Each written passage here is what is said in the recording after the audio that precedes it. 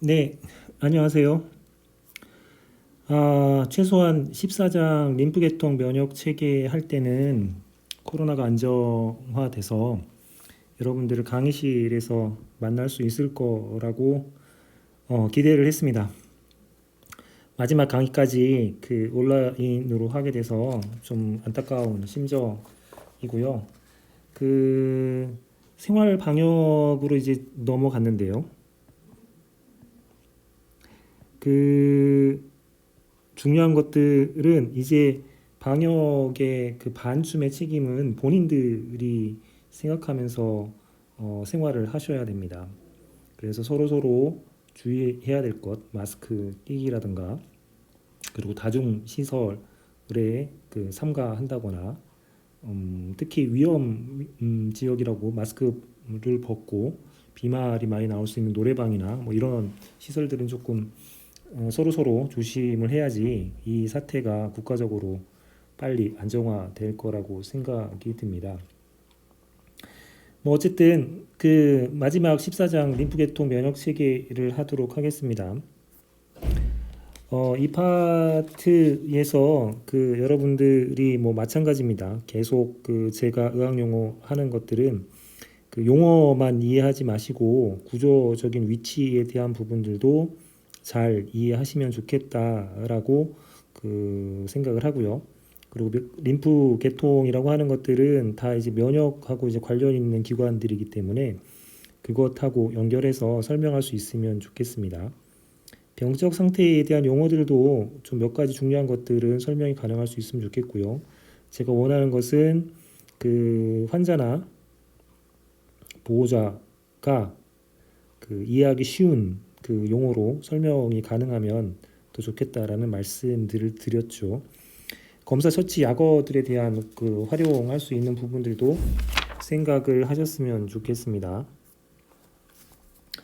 그러면 첫 번째로 그 림프라고 하는 것들을 용어에 대해서 한번 생각을 해봅시다. 림프는 그 맑고 묽은 액체를 뜻하는 용어입니다. 그리고 이러한 그 림프 안에는 맑고 묽은 액체가 주종으로 되어 있지만 이 안에는 때때로 림프구 또는 단핵구, 모노사이트나 림포사이트 같은 것들이 일부 이제 발견이 되기도 하죠. 그 림프에 대한 것들을 전체적으로 그 보시면 그 세포에서 나오는 그 배액들을 그 배출하는 시스템으로 되어 있습니다. 그래서 그 모세혈관에서 이런 그 조직이나 세포로 영양분들을 줄 거고요. 세포가 이제 여러 가지 노폐물들을 또 이제 배설을 하겠죠. 이 배설된 노폐물들이 어딘가로 이제 밖으로 배출이 돼야 되기 때문에 그 모세혈관 주변으로 그 림파틱 캐필러리 같은 것들이 퍼져 있습니다. 이 퍼져 있는 곳으로 배액된 그 액들이 들어와서 림프베스를 타고 쭉 그 나가게 되는 형태이죠. 그리고 이런 그 배액된 요 사이사이 물질들이 쌓여 있는 곳을 인터스티널 플루이드라고 해서 사이질액 또는 간질액이라고 하는 용어를 사용을 합니다. 이렇게 그 카필러리를 통해서 쭉 그 림프 베스를 통해 가지고 결국에는 그 정맥으로 이제 들어가서 그 혈액을 타고 그 신장이나 이런 데서 이제 여과되거나 배출되는 방식들을 취해 주게 되는데요. 이렇게 그 림프 베스를 타고 가다 보면 이렇게 불룩 튀어나와 있는 림프 노드를 발견을 하게 됩니다. 그 한글 의학용어로는 림프절이라고 하는 표현을 쓰고요. 그 림프 조직들이 뭉쳐 있는 곳이죠. 그래서 이 림프 노드에서는 주로 어떤 일이 벌어지냐 하면 이게 노폐물들뿐만 아니라 그 세균 같은 것들이 감염이 되면 이 림프 베스를 타고 쭉 이제 들어오게 됩니다. 그러면 이 림프 노드 안에는 그 B셀, T셀 같은 것들이 이 안들을 차지하고 있어서 이 세균들을 공격해서 죽이는 형태의 그 이야기들을 하게 되죠. 그래서 이런 그 림프 순환 계통을 통해 가지고 그 하는 일들을 크게 세 가지로 정리할 수 있습니다. 첫 번째는 그 세포에서 새어나온 그 물질들을 배출, 배액 시키는 일들을 하게 되고요. 그 두 번째는 그 장에서 지방 흡수 같은 것들을 할 수 있도록 도와주는 그 역할들을 하게 됩니다. 리피드 같은 것들이 결국엔 혈루로 들어가서 그 지방들을 이제 흡수하게끔 하게 하고요. 세 번째는 면역 체계를 갖추고 있어서 면역 반응들을 일어나게 하는 기능들을 하는 게 그 림파틱 베슬, 그 림프 오간들이 하고 있는 기본적인 기능이라고 생각하면 될 것 같습니다. 림프와 그 블러드에 대한 그 차이들을 한번 좀 살펴보게 되면 그 림프는 무색이고 블러드는 붉은색이죠. 이건 적혈구를 포함하고 있기 때문에 이제 그렇게 됩니다. 심장이 혈액을 밀어내는 방식으로 되어 있고 그 림프는 그 어떤 것들이 펌프질을 할 수 있는 부분들이 아니기 때문에 한번 올라가면 뒤로 내려올 수 없도록 판막 같은 것들이 작용을 하게 됩니다. 일로 갈 때는 판막이 열리고 내려갈 때는 판막이 이런 식으로 닫혀서 못 되게 하는 운동으로 되어 있죠. 그 블러드 베슬에는 모든 혈액 세포들이 다 있습니다. 적혈구가 있어서 붉게 띄는 거고 백혈구, 혈소판 이런 것들을 차지하고 있죠. 대신 그 림프에는 백혈구가 있고요. 그 림프구하고 단핵구 중심으로 되어 있습니다. 그 블러드에는 플라즈마라고 하죠. 그 플라즈마에는 물, 단백질, 그리고 어떤 영양소, 리피드 이런 것들의 물질들이 있고 인터스티널 플루이드를 통해 가지고 림프 베슬로 들어가는 것들은 물이 있고 그리고 그 혈장보다는 플라즈마보다는 양이 적은 단백질 또는 지방 같은 것들이 있죠. 그래서 지방이 창자에서 빠져나온 것들이 다시 혈류 시스템을 통해서 지방을 흡수하는 데 이제 도움 기능을 한다라고 하는 부분들은 바로 이 파트 때문에 이야기를 드린 겁니다.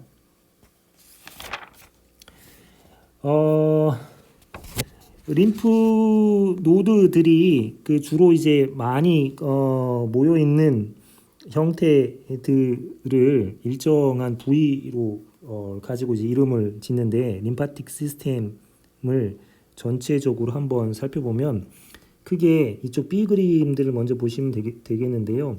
림프 베슬이 크게 두 개로 그 딱 파티션이 되어 있습니다. 연결되어 있지 않습니다. 이쪽을 보시면 알겠지만 그 림프 베슬이 요렇게 한 파트를 차지하고요. 그 나머지 파트를 차지하게 되죠. 따라서 그 림프 시스템을 통해서 주로 암이라든가 이런 것들이 전이가 많이 되는데 그래서 전이 부위들이 이제 요렇게 많이 발견이 되고 여기 전이 부위들이 많이 발견이 됩니다. 만약의 경우에 그 이쪽에서 그 암이 발견이 됐는데 전이가 이쪽까지 됐다라고 하는 상황들은 굉장히 이제 심각한 상황이라고 보시면 되죠. 왜냐하면 이렇게 전이가 되려면 이미 이제 림프 베슬을 통해서는 전이하기는 어렵고 그 블러드 그 혈관계를 통해 가지고 이제 옮겨가야지만 가능한 부분이기 때문에 그렇습니다. 그래서 오른쪽 부위와 그리고 왼쪽 그 가슴 림프관 부위들이 서로 다른 그 림프 베슬들을 갖고 있다라고 생각하시면 되겠죠. 그래서 이쪽에 right lymphatic duct라고 하는 부위가 있고 thoracic duct라고 하는 게 크게 두 개로 나눠져 있다라고 하는 것을 기억을 먼저 해 주시면 되겠습니다. 그 림프노드들이 조금 많이 모여 있는 곳은 5군데 정도가 됩니다. 첫 번째는 서비컬 그 리전이 있고요. 두 번째는 이 겨드랑이 부위가 있죠. 액시널 리전이 있습니다. 그 다음에는 이쪽에 그 심장하고 흉선을 중심으로 해가지고 퍼져 있는 그 메디스티널 리전이라고 하는 세로칸 부위가 있고요. 그 다음에는 그 링구널 그 리전이라고 해서 이쪽에 그 삿고랑 부위가 있습니다. 그리고 그 대동맥을 따라서 쭉 퍼져 있는 그 파라아로틱 리전이라고 하는 부위가 있고, 그리고 그 창자 간막 부위에 있는 그 메센테릭 리전이라고 하는 부위들이 있습니다. 그 따라서 그 어떤 세균 감염 때문에 림프 베스들로 들어가서 그 림프 노드들에서 이제 세균을 죽이는 역할들을 하게 되면 그쪽 부위가 붓거나 이런 일들이 벌어지게 됩니다. 그래서 주로 많이 붓는 부위들을 그 보시게 되면 이런 세로칸 부위나 창자 간막 부위나 대동맥 옆 부위들은 그 배 복강 안쪽으로 들어가 있기 때문에 뭐 부어도 붓는 느낌들을 모르지만 이 목 부위가 붓거나 아니면 겨드랑 부위가 붓거나 아니면 이런 삭고랑 부위가 붓는 것들은 그런 형태들이 그쪽의 림프노드들에서 전쟁이 벌어지고 있구나라는 걸 알 수가 있고요. 이거 말고 또 이제 볼 수 있는 것 중에 하나가 여기 아데노이드 쪽이 있습니다. 아데노이드. 그리고 아데노이드는 그 코 인두 부위에 있는 림프노드들이고요. 그다음에 턴실이라고 하는 것들이 있죠. 이 편도라고 얘기를 하고, 이 편도 부위가 입인두 부위라서 편도가 붓는 것도 림프노드에 전쟁이 벌어졌다, 염증, 세균 감염들이 있다, 또 코인두가 붓는 것도 이제 그런 계통의 일들이라고 생각을 하시면 됩니다. 이 덕트들을 보게 되면 이 그 림파틱 베슬들을 따라서 림프절이 모아서 그 이제 오른쪽 림프관 라이트 림파틱 덕트를 통해 가지고 이쪽에 정맥으로 들어가는 형태가 하나가 있고요. 그 다음에 다른 쪽에서의 그 림파틱 베슬들을 통해서 이쪽에 소레틱 덕트로 모아져서 이쪽에 있는 정맥으로 들어가는 이 두 가지 크게 나눠져 있다라고 하는 것들을 보시면 되겠습니다. 그러면 림프 노드에서는 어떻게 생겼느냐? 기본적으로 이렇게 판막을 통해 가지고 그 움직인다는 걸 아까 말씀을 드렸죠. 이 과정으로 갈 때는 열리지만 거꾸로는 이제 역류하지 못하도록 판막이 이제 이런 식으로 방향성 있게 생겨 있습니다. 그리고 이렇게 그 림프 노드 안으로 이제 들어오게 되면 이 안에는 기본적으로 그 림포사이트들이 들어있죠. 대표적으로 B셀이 있고 T셀들이 있게 됩니다. 그러면 이쪽에 만약에 세균 같은 것들이 들어온다 그러면 얘네들이 이제 공격을 하죠. T셀은 직접 그 세포 독성들을 나타내는 공격을 하고, B셀 같은 경우는 항체를 만들어서 공격하는 형태들을 한다라고 생각을 하시면 됩니다. 그리고 이쪽에 그 림프노드에는 또 하나의 세포가 있는데 마크로파지라고 하는 세포가 존재를 합니다. 이건 대식 세포 또는 큰 포식 세포라고 표현을 하는데요. 결국에는 이 그 림프 베슬들을 통해서 이 림프노드 안쪽으로 그 어떤 세균 물질이 들어오게 되면 이 세균을 공격할 수 있는 무기들을 이 안에 잔뜩 갖고 있는 거죠. 항체로 공격하는 B셀이 있고, 그 사이토카인이나 T셀 자체가 공격하는 형태의 T세포가 있고요. 그 다음에 아예 세균을 잡아먹는 그 마크로파지 같은 것들이 이 안에 모여 있다라고 그 생각을 하시면 되죠. 그래서 이쪽에서 세균을 그 들어와서 이런 일들이 전쟁이 막 벌어지면 이쪽에 림프 노드들이 붓게 되고, 더 심하면 통증을 유발을 하게 됩니다. 그래서 이런 과정들이 벌어지면 우리 몸에 좀 나쁜 녀석들이 들어왔구나, 감염됐구나 라고 이해를 하시면 편하실 것 같아요. 그 다음에 이 면역 계통의 조직들, 림프 오간들에는 림프 노드들뿐만 아니라 두 가지 이제 또 다른 면역계통 조직들이 존재합니다. 한 조직은 스플린,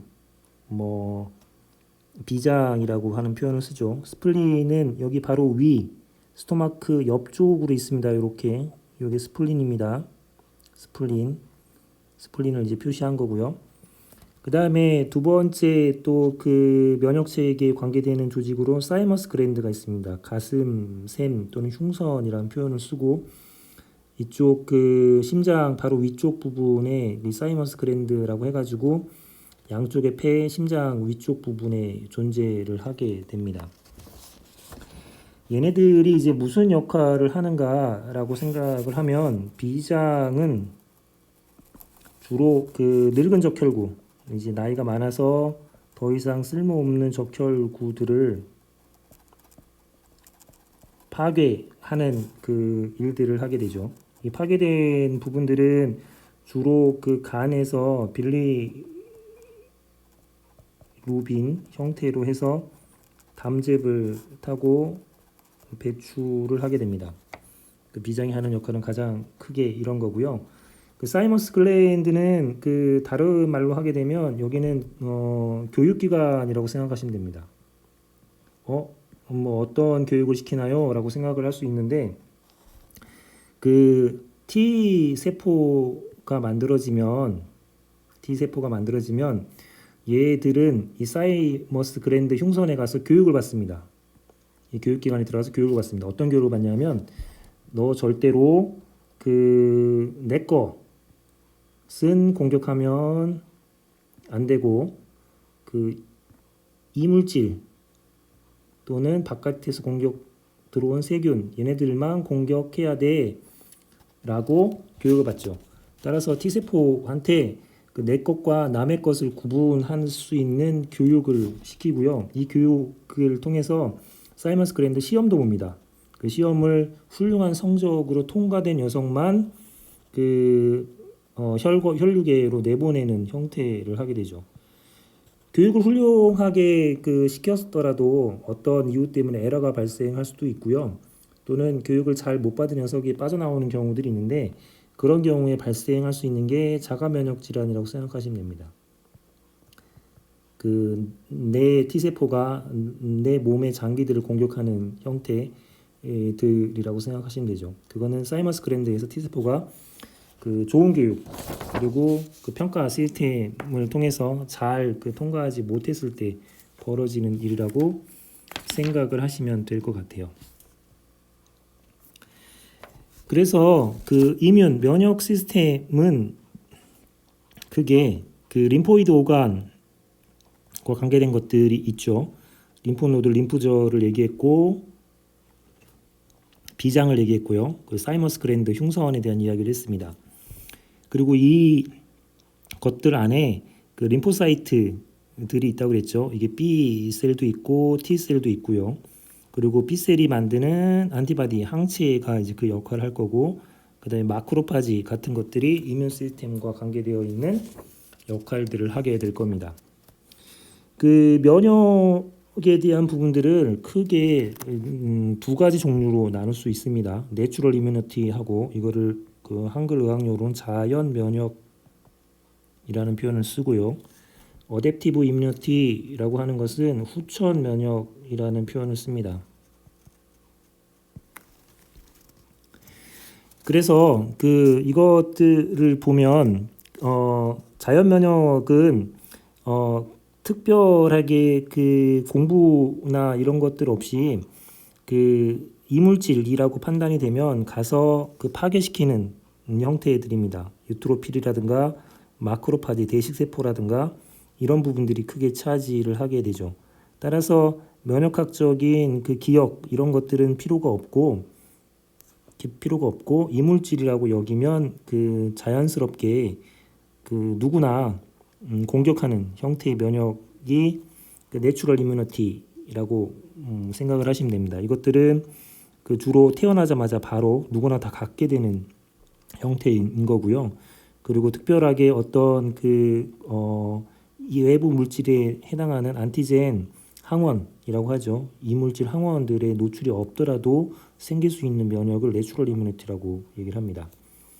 반면에 그 어댑티브 이뮤니티는 어떤 그 이물질의 노출이 한번 돼야지 그 이후에 생기는 그 면역 체계라고 보시면 됩니다.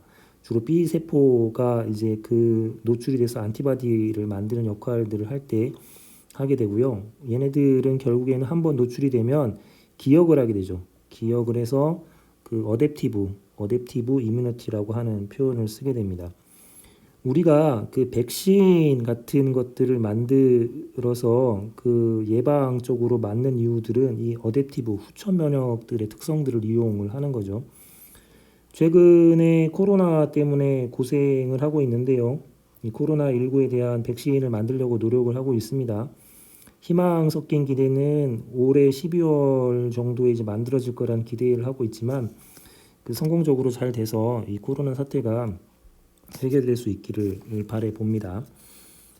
이런 것들이 후천 면역이라고 생각을 하시면 되죠. 이 후천 면역도 크게 나누면 두 가지가 있습니다. 그 아예 그냥 엄마로부터 갖고 있는 그 이러이러한 기억, 공격에 대한 기억들을 받는 그 수동적으로 받는 어댑티브 이뮤니티가 있고요. 그리고 태어나서 이렇게 노출이 돼가지고 능동적으로 본인이 갖게 되는 액티브 어댑티브 이뮤니티가 이렇게 나눌 수가 있게 됩니다.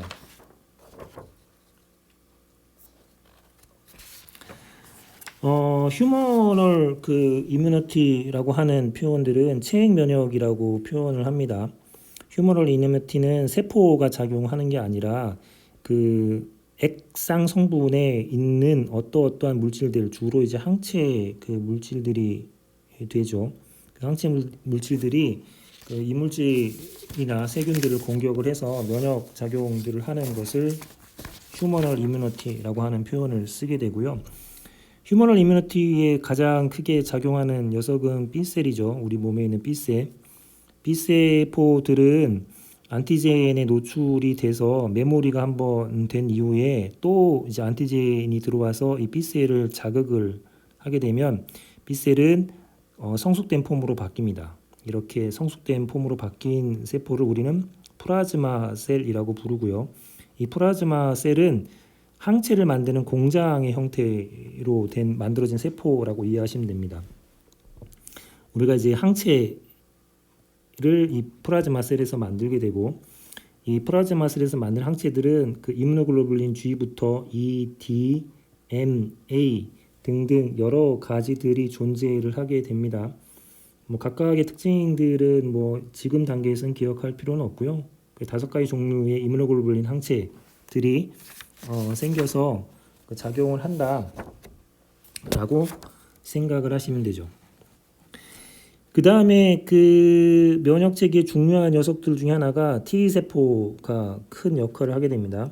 이 T세포는 그 세포가 직접 가서 그 면역에 관계하기 때문에 셀 메디에이티드 이뮤니티라고 이제 표현을 쓰죠. T세포에는 3가지 종류가 있습니다.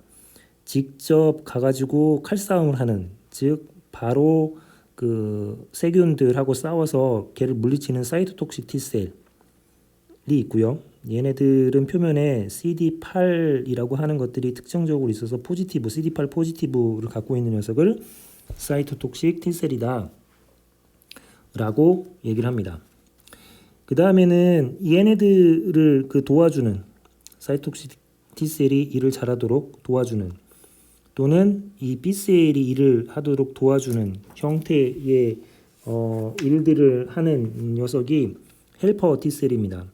이 헬퍼 T셀은 T셀, 사이토톡식 T셀이 싸울 때 옆에서 박수 쳐주는 겁니다. 잘 싸워라. 그리고 B셀이 항체를 만들 때 잘 만들어라 라고 하는 역할을 한다라고 보시면 되죠. CD4라고 하는 것을 특징적으로 갖고 있기 때문에 CD4 포지티브라고 이야기를 합니다. 때때로 이 사이토톡식 T셀이 싸우다 보면 그 흥분을 해서 그 교육을 충분히 받았음에도 불구하고 내 것을 공격을 하는 경우가 생길 수가 있게 됩니다. 이렇게 너무 흥분해서 이러한 일들까지 일어나지 말도록 조절해주는 사이토 T셀의 흥분도를 조절해주는 역할의 T셀이 있는데 그 녀석을 서프레서 T셀이라고 부릅니다. 이 T셀을 조정해주는 역할을 하게 되죠. 얘를 T셀을 레귤레이션 한다라고 생각을 해서 Treg이라고 표현을 합니다. T셀을 조절한다, 레귤레이션 한다, 레귤레이션의 약자고요. Treg이라고 하는 표현을 쓰기도 하고 서프레서 T셀이라고 이야기를 하기도 합니다. 이것들을 쭉 요약을 하면 이렇습니다. B셀 같은 경우에는 플라즈마 셀로 이제 성숙을 하게 돼서 안티바디들을 만드는 역할을 한다라고 얘기를 했죠. 이뮤노글로불린에서 이런 것들을 만든다고 얘기를 했고요. T셀은 크게 세 가지가 있다고 했습니다. 사이토토 T셀이 있는데 얘네들은 셀 서페이스에 다이렉트로 반응을 해서 죽이는 역할을 하게 되죠. 가가지고 죽일 때 여러 가지 죽일 수 있는 사이토카인들을 분비해가 죽입니다. 인터페론이라든가 인터루킨 같은 것들이요. 그 다음에 T셀에는 헬퍼 T셀이 있다고 얘기를 했죠. 얘네들은 B셀하고 T셀이 일을 열심히 하도록 도와주는 역할을 하게 되고요. 그리고 이 녀석들이 일을 하다 보면 흥분을 심하게 해서 내 거를 공격할 수 있는데 그것들을 조종해주는 T셀을 레귤레이션 해주는 서프레서 T셀이 존재한다라고 얘기를 했습니다. 이것 말고 면역 계통에는 또 두 가지 형태의 것들이 더 있습니다. 한 가지는 덴트라이틱 셀이 있죠. 얘는 이름이 이제 가지세포 또는 수지상 세포라고 부르기도 합니다. 수지상이라는 건 손가락 모양 이라고 하는 거고요. 가지라고 하는 것은 덴드라이틱의 약자이긴 한데 여러 가지 가지를 쭉쭉쭉 뻗어 가지고 있다라고 생각하는 모양으로 생겨서 덴드라이틱 셀, 가지세포라고 부릅니다. 이렇게 생겼습니다. 보시면 손가락 가지들이 이제 여러 개가 이제 존재하고 있는 것들을 볼 수가 있을 겁니다. 그래서 가지세포라고 부르고요. 이 녀석들은 B셀이 항원을 제대로 인지를 해서 여기에 해당하는 항체를 만드는 데 도와주는 역할을 하게 됩니다. 그 다음에 또 한 가지들 중에 하나는 보체라고 하는 컴플리먼트 시스템이 있습니다. 보체. 이 보체가 하는 역할은 뭐냐면 안티바디가 이러한 항원을 죽이려고 할 때 이 안티바디들을 옆에서 잘 일하라고 도와주는 역할을 하는 게 컴플리먼트 시스템이라고 생각을 하시면 되죠. 여기까지가 면역 체계와 관련해서 여러분들한테 쭉 드릴 수 있는 얘기의 거의 전부라고 생각을 하시면 됩니다. 그러면 지금부터는 몇 가지 질병들에 대한 설명들을 조금 드리도록 하겠습니다. 첫 번째로는 림프 부종이 있죠. 림프 이데마, 림프에 이데마가 생겼다. 이제 이런 식으로 한쪽 팔에 이제 붓게 되는 걸 볼 수 있죠. 보시면 알겠지만 이쪽의 부분하고 분리가 되어 있기 때문에 한쪽 발이 막혀서 붓게 되면 이쪽만 붓게 되는 현상을 볼 수 있습니다. 아까 두 파트로 나눠져 있다는 것들은 말씀을 드렸죠. 이것들은 왜 이런 일이 벌어지냐면 이쪽에 해당하는 림프관 또는 림프절 이런 것들이 막히면 배액들이 이제 안 되기 때문에 이렇게 이데마가 벌어지는 형태가 됩니다. 또 한 가지들은 림프 노드들을 중심으로 해서 림프 절병증 같은 것들이 생길 수 있습니다. 여기 보시면 림파 아데노패시라고 하는 용어들이 있죠. 이게 이제 서비컬 부위에 있어서 서비컬 림파 아데노패시라고 부르게 되고요. 주로 감염들이 생겼을 때 이런 형태들이 생기고 여기서 너무 심하게 감염이 돼서 림프절들에서 굉장히 싸움들이 심하게 일어남으로 림프관들이 이제 폐쇄가 되면서 생기는 형태라고 보시면 될 것 같습니다. 그 다음에 이제 면역 계통에서 가장 많이 알려져 있는 것들 중에 하나가 면역 결핍에 대한 거죠. 면역 결핍.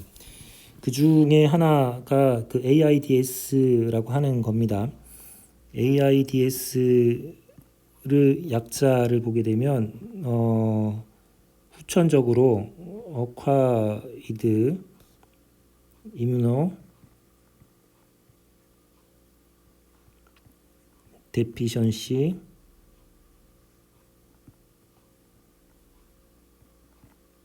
신드롬의 약자입니다.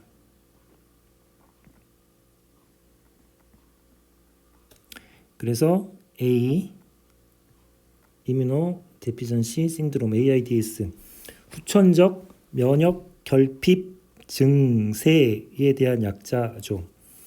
줄여서 우리는 에이즈라는 표현들을 많이 썼고 에이즈에 대한 부분들은 굉장히 이제 오해들을 이제 많이 삽니다. 조금 성 관계에서 이제 옮겨지는 또는 그게 좀 정상적이지 않다라고 생각하는 성관계 때문에 벌어진다라고 생각을 해서 에이즈라고 하는 부분들의 낙인 같은 것들이 많이 찍혀 있죠. 그래서 최근에는 이게 의학적으로는 에이즈라고 부르는 게 당연한데도 에이즈라고 하는 용어에 낙인이 많이 찍혀서 요즘에는 HIV 감염인이라는 표현을 많이 씁니다. 옛날에는 좀 우스갯소리로 이제 다 살았구나 라는 표현을 쓴 적이 있지만 최근에는 약들이 많이 개발돼서 에이즈, HIV 감염인이라 하더라도 만성 질환으로 재수명까지도 다 살고 가는 질환으로 바뀌어 있는 상태입니다. 이렇게 후천적인 면역 결핍증이 벌어지면 이제 어떤 일들이 생기느냐라고 하면 주로 이 HIV 바이러스들은 우리 몸에 들어오면 얘네들도 자기가 잘 살기 좋은 세포들을 선택해서 들어가서 사는데요. HIV 바이러스는 주로 헬퍼 T셀을 좋아합니다. 그래서 헬퍼 T셀에 감염이 쉽게 돼서 이 헬퍼 T셀이 B셀과 T셀의 면역 반응을 도와주는 것들을 못하게 하는 역할들로 일어나게 되죠. 그래서 따라서 HIV 바이러스에 감염이 되면 감염 자체로 여러 문제들이 생기는 게 아니라 이러한 면역 반응들이 이제 약화가 되죠. 얘네들이 일을 못하니까 약화가 돼서 그걸로 인한 여러 가지 증상들이 벌어지게 됩니다. 대표적으로 카포시 사코마라고 하는 일들이 벌어지고요. 또 다른 부분들에서는 면역 반응이 전체로 약화가 돼서 체중도 감소되고 근육도 떨어지고 식욕이나 입맛도 떨어지는 웨스팅 신드롬 같은 것들이 벌어질 수가 있습니다. 이것들에서 여러분들이 조금 기억을 해 두셔야 될 것들은 HIV 감염인에 대한 좀 과도한 공포 같은 것들이 조장이 되어 있어서 HIV 감염임을 정확하게 병원에 왔을 때 알리면 대처를 안전하게 할 수 있습니다.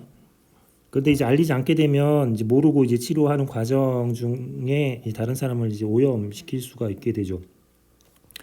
최근에 이태원발 코로나가 일어났을 때 실명 확인 없이 무조건 검사를 하게끔 오픈했던 이유 중에 하나가 이태원을 다녀왔다고 하게 되면 어떤 또 다른 낙인들이 있어서 검사를 회피하면서 생길 수 있는 리스크들이 워낙 크기 때문에 그렇게 조치를 취했던 거였죠.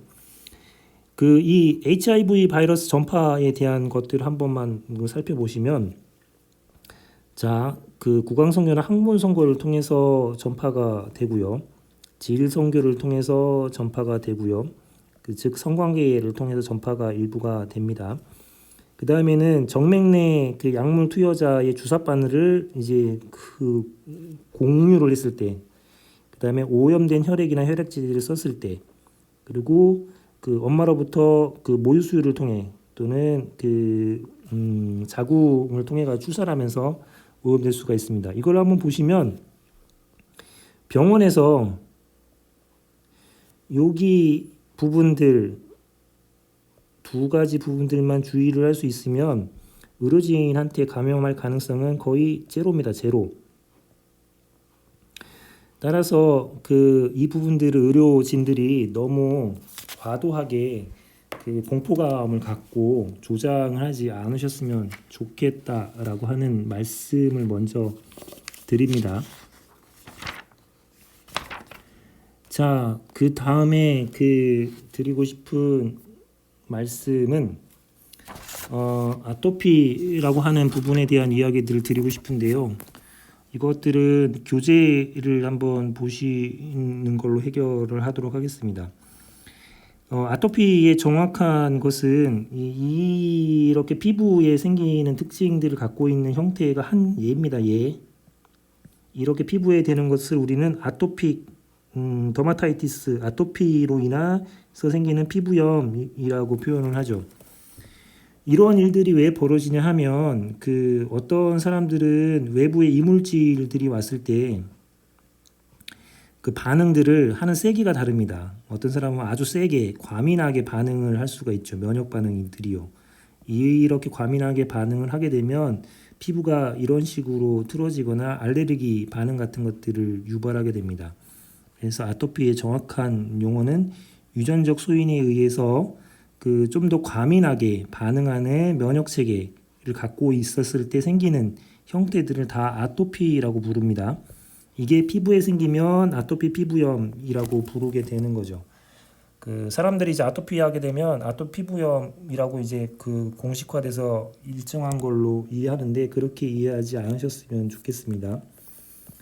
참고로 교재를 한번 보여드리죠. 교재 419쪽 가장 밑을 보게 되면 아토피라고 하는 게 나오고요. 이 아토피는 유전적 소인에 의해서 유발되는 하이퍼센시티비티 또는 알레르기 반응들을 아토피라고 부릅니다. 그리스어로는 이상한 일이 벌어졌다, 아토피아라고 하는 것에서 유래됐다라고 하는 이야기를 드릴 수 있겠습니다.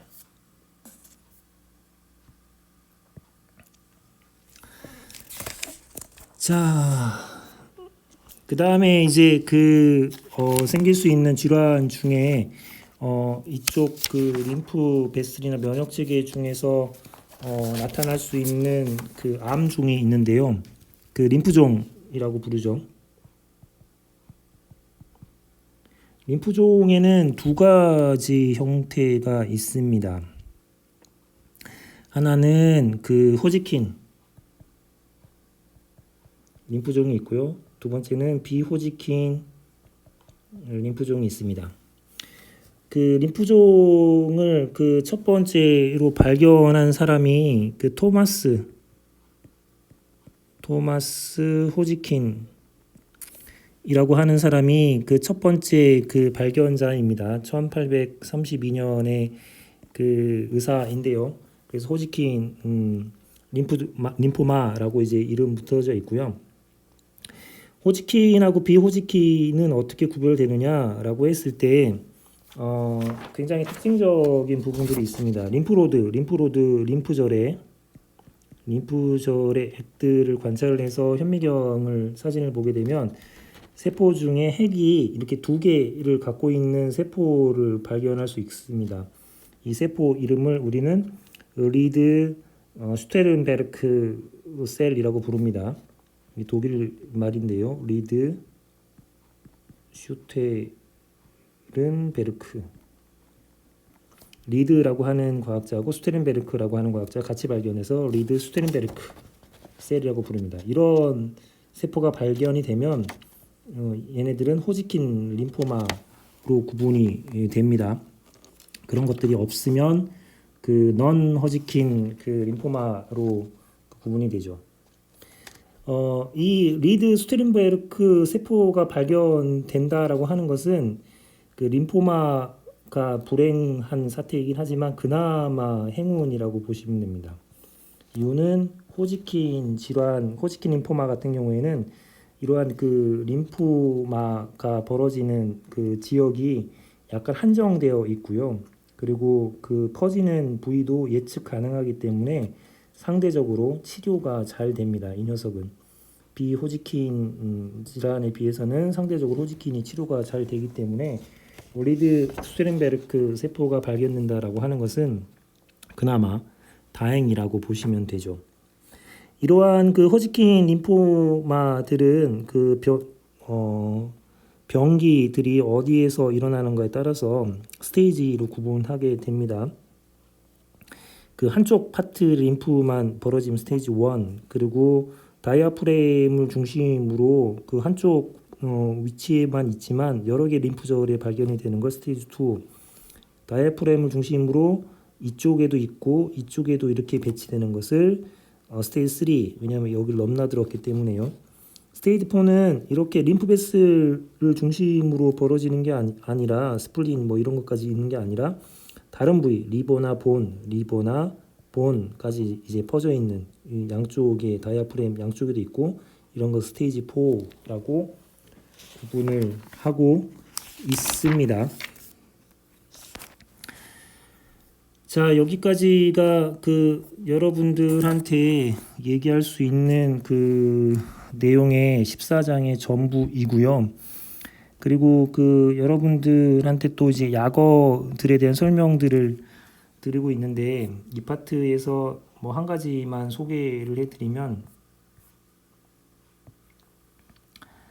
그 엘라이자를 소개를 하고 싶습니다. 효소 결합 면역 흡착 측정법.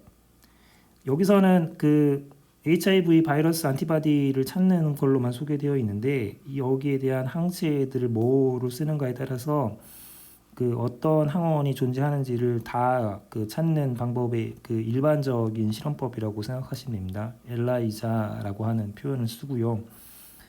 이것들의 그 약자들을 조금 기억할 필요가 있는데 여기도 그 나와 있지만 약어표에서 한 가지만 소개해드리면 엘라이자를 엔자임 링크드 이뮤노솔번트 어세이 따라서 효소 결합 면역 흡착 측정법에 대한 부분이죠.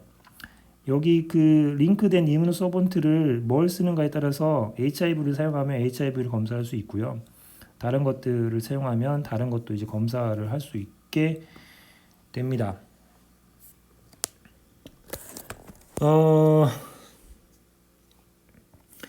여기까지가 그 여러분들하고 해야 될 그 14장 내용의 전부였습니다. 챕터가 그 좀 짧은 관계로 그 여러분들한테 그 몇 가지 그 소개 말씀을 드리는 걸로 이제 마무리를 지을 예정에 있는데 이 파트에서 그 림프 계통하고 면역 체계에 대한 부분들의 구조들 그리고 어떤 위치들 이것들 같이 이해하면 좋겠다고 말씀드렸고요. 기본적으로 연관되어 있는 용어들 설명을 좀 잘 할 수 있으면 좋겠고 아토피를 들어서 얘기를 했었죠. 이 부분에서는 엘라이자 뭐 같은 것들을 설명하면서 쭉 한번 그 훑어 내렸습니다. 의학 용어를 이제 공부를 하다 보면 그 여러분들이 이제 의사로서 처음에 이제 의대에 들어왔을 때의 소감들하고 이제 그런 것들을 느낄 수 있을 텐데요. 최근에 제가 이제 발견한 것 중에 하나가 의대생 커뮤니티의 설문조사의 전공과들에 대한 재밌는 설문을 본 적이 있습니다. 한번 보시죠.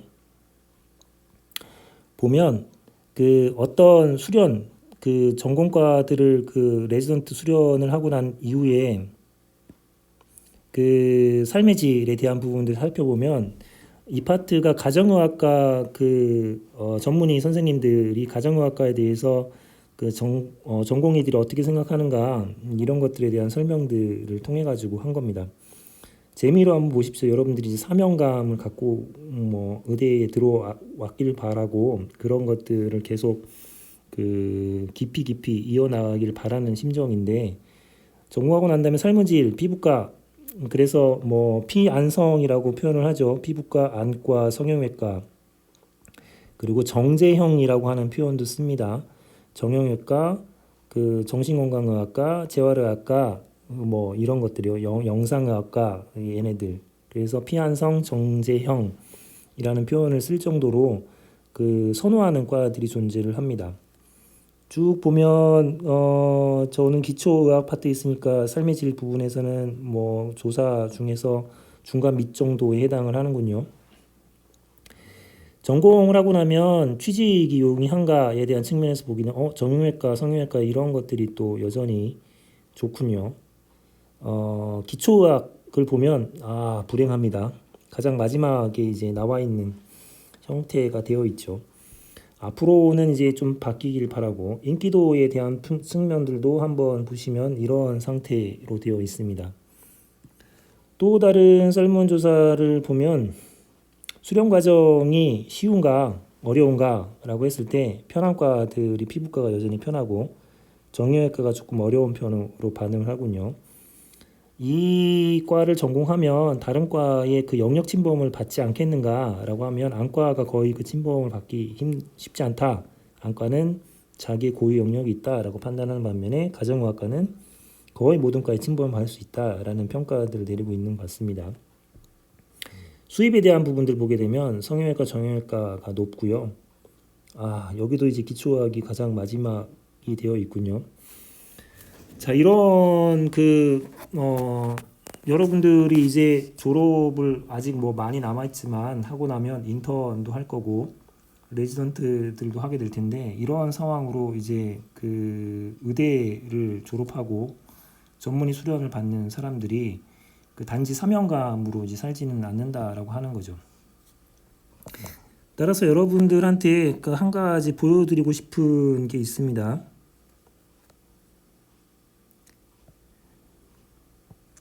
그 중에 하나가 제가 예전에 그 썼던 것들 중에 하나가 있는데요. 그걸 한번 보여드리죠.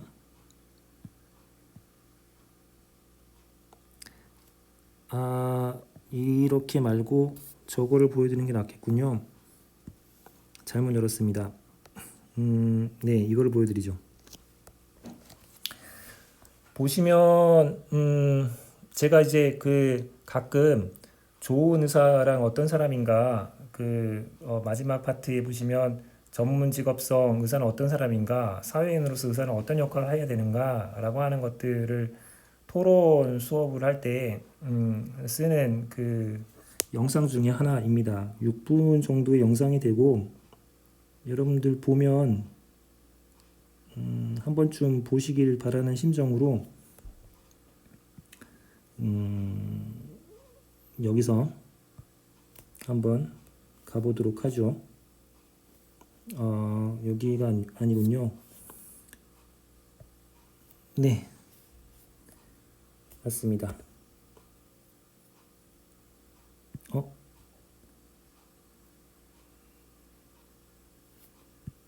뭐가 빠졌죠?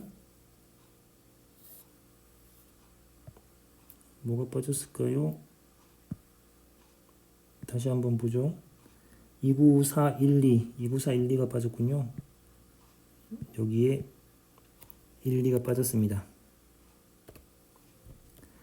네, 이 사이트에 들어오게 되면 그 이승환에 대한 그 부분들이 있고요. 여기서 뜨는 것들은 아마 지적재산권의 침해에 대한 소지는 없기 때문에 한번 같이 봅시다.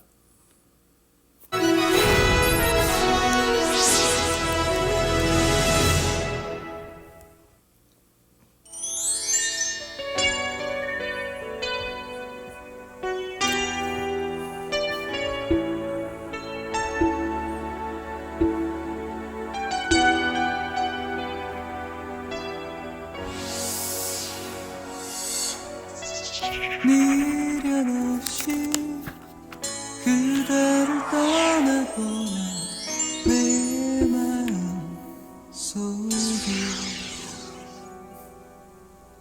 오늘은 왜 이리 허전할까요?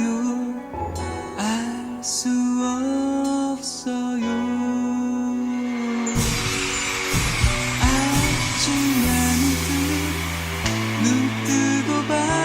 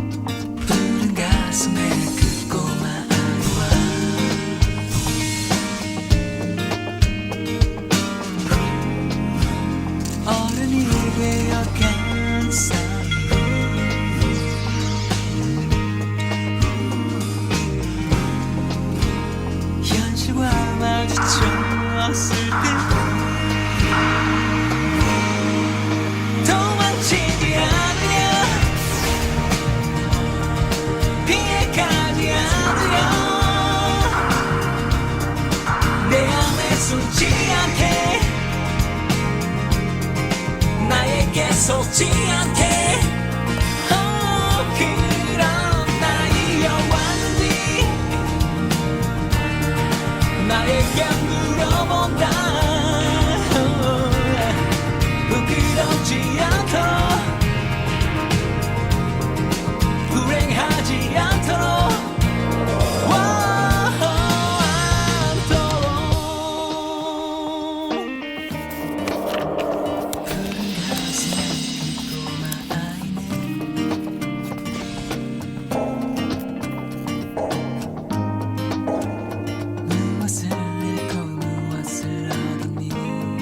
몇 번 이런 자리에 섰었어요. 예, 근데 그럴 때마다 사람들이 다 말렸어요. 이상하게.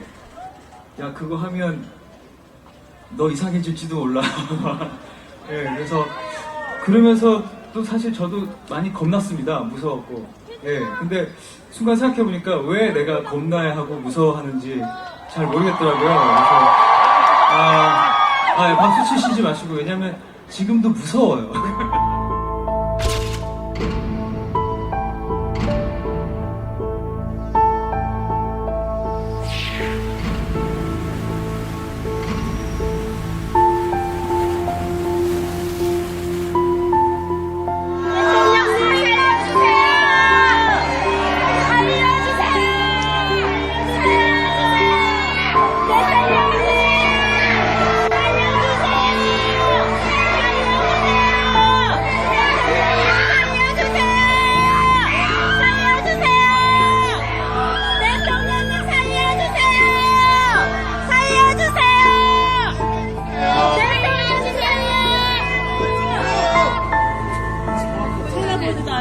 대통령이 살려주세요!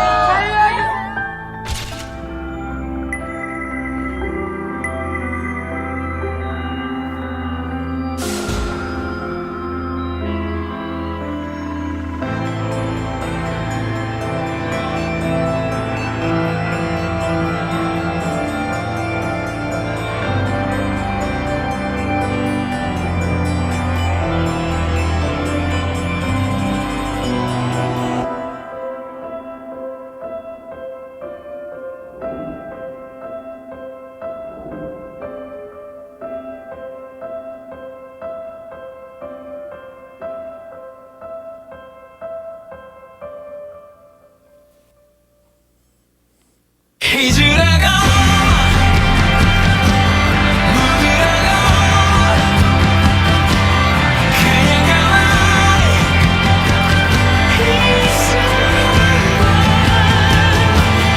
잊으라고 묻으라고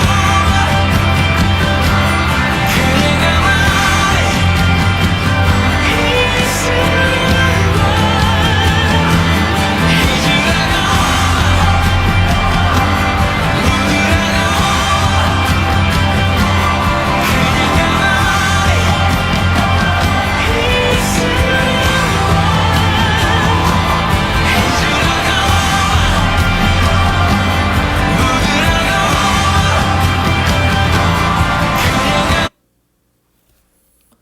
자, 한번 여러분들 이 사이트하고 제가 의학교육 농단에 이 사이트를 어떻게 활용하는지 쓴 글들 한번 보시면서 생각을 해 봤으면 좋겠어서 끝까지 한번 보여드렸고요. 제가 이걸 보여드리면서 하고 싶은 말은 이 지금 장면에 나오는 이야기입니다.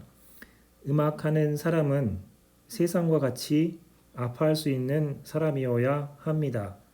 여기에 음악하는 사람을 의사는 이라고 바꿨을 때 과연 뒤에 어떤 말들을 쓰는 게 좋은가 한번 의대를 들어온 1학년 학생들로 한 번쯤 생각해보고 마음에 한번 새기면서 공부를 하시고 이후에 의사가 됐을 때 의사는 정말 세상같이 아파하는 사람이면 참 좋겠고요. 또 다른 말들이 뒤에 붙어서 여러분들 나름으로 우리 사회 속에서 조금 큰 역할들을 하는 친구들로 성장하길 바랍니다. 이렇게 해서 오늘 수업을 마쳤고요. 그 이 마지막 그 여러분들 아마 시험은 학교로 나와서 대면 시험을 치를 가능성이 높을 것 같습니다.